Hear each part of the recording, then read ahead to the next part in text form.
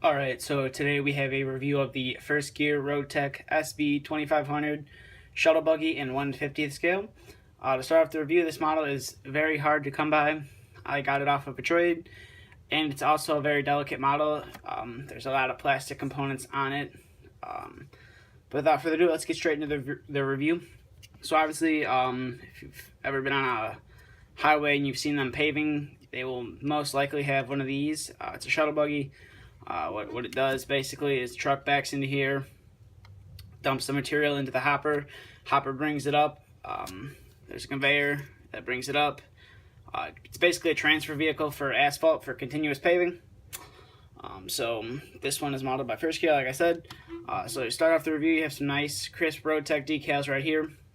I'm not sure how well you guys can see this on camera or not, but it does say an Aztec company. Say part of the Aztec Corporation, which I believe Aztec Corporation makes asphalt plants, if I'm not mistaken.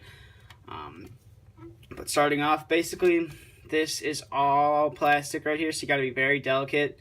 I know some trucks have a hard time fitting in here. I know one truck, the Oshkosh P Series, will fit very nicely in here, but I know that some of the First Gear trucks have a problem fitting in the hopper, which is kind of sad because it is made by First Gear. You do have two plastic mirrors that are painted black. You have a fume exhaust right here, and then you do have a nice modeled conveyor. It's metal here. I think this is plastic right here, and this is also plastic right here. So about half of it is plastic. Coming to this side, you can see you got a nice some simulated mesh right here.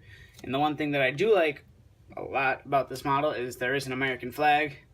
Right there. And then you do have a bunch of mirrors. I'm not quite sure what's going on with this guy right here. It's kind of modeled weird. It's not broken or anything. But coming to the top, you have another fume exhaust. I'm not real too familiar with these machines, so sorry if I'm not really pronouncing anything right. And then you do have your two operator seats. This is your operator, and I'm not sure what this guy would be doing right here. Bringing it around to this side. It's fairly almost the exact same, except for there's a ladder on this side. And then there's another exhaust right here. And then you have some nice modeled hydraulic hoses that run to everything.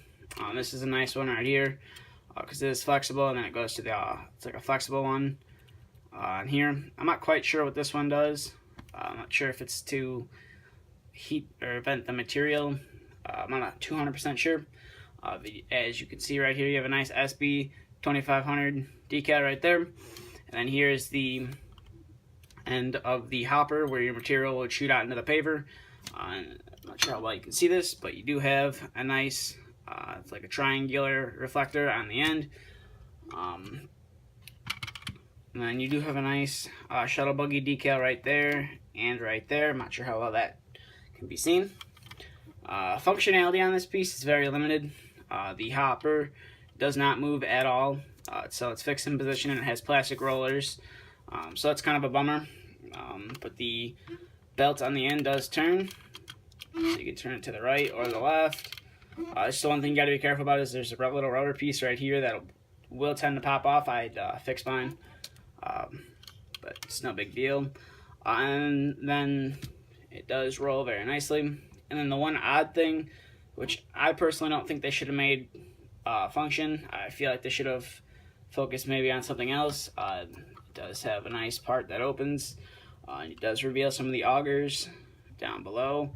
But again, I'd have liked to have seen something else function. I mean, that's cool that you can see the auger and it does spin, but I'd have liked to have seen maybe the hopper move, or, you know, maybe the end conveyor move up and down, since it's just kind of fixed with this piece of plastic. One thing else that comes with the shuttle buggy is the hopper that it discharges the material into, so you don't make a mess all over your paver. This is a metal piece, which is nice. As you can see, it has some slots and everything in there for your material to fall through. It does fit in a fair amount of pavers. I'm still waiting on my paver to come in. I ordered a Roadtec, I think it's the AP 1900 paver, made by Northcott. But the only paper I have right now, which I do not think you would put this hopper in at all, is the Conrad Super 800. So that's just kind of how it fits, kind of how it would look. Obviously, it's meant for a bigger paver, but there it is.